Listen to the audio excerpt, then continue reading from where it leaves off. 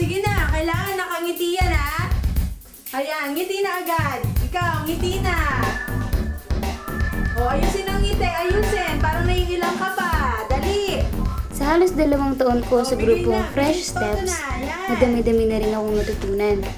Isa na Sige, dito, hataw. ang makisama sa iba't ibang uri ng tao. O, ngiti. Ngiti, ngiti. Ayan, maganda yan. Very good. Siya si Miss Gloria, O, sige. ang aming koryo. Ganon. Yan. Nung bago-bago pa ako, di kami Makinig magkasundo steps. niyan. Dapat maganda. Sakit siyang magsalita. Very good. Yan, Pero ganyan. kalaunan, tanggap ko na rin lahat ng sinasabi niya. Alam yan. Napaka-practical ng tao. Dapat performance level.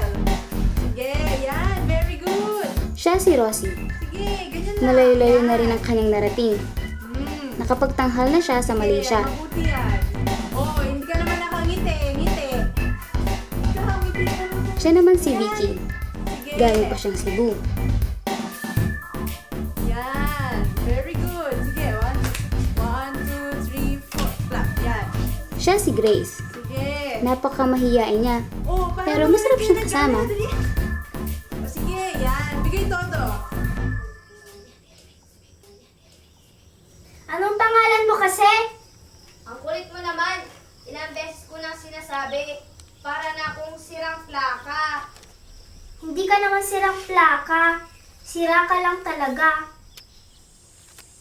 Ano nga kasi? Morris! Siya si Trixie. Mahilig siyang mag-drawing. Pangarap daw niya ang maging architect at magdisenyo ng matataas na gusali.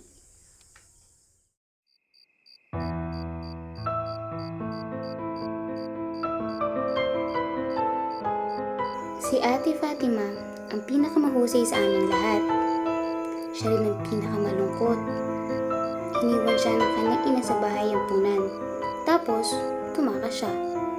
Ngunit hindi niya alam kung saan siya patungo.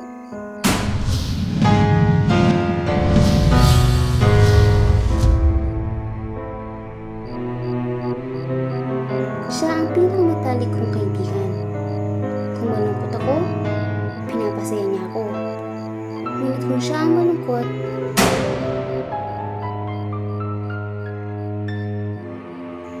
wala akong magawa. Oh, girls, bilis-bilisan nyo, ha?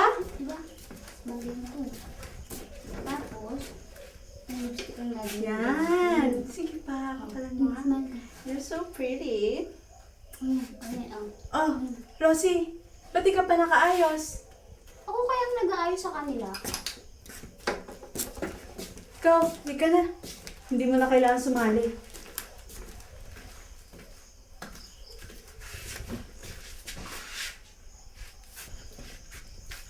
Really?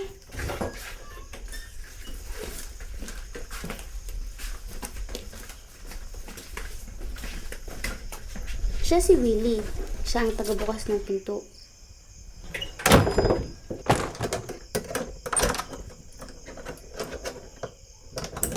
At siya din ang tagasara nito.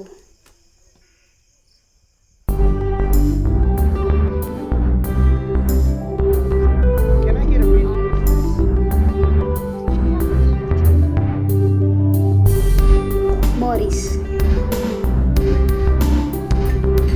Siya, si Mr. Tommy, ang nagpapatakbo ng negosyong ito. Siya naman ang malapit niyang kaibigan, ang hepe ng bayang ito.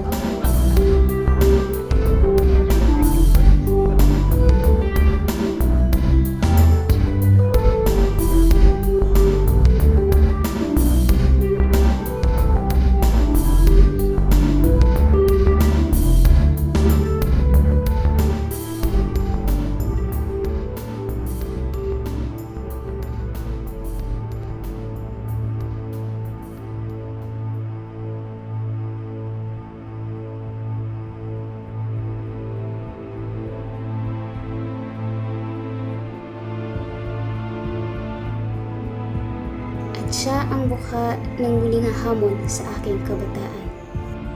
You okay?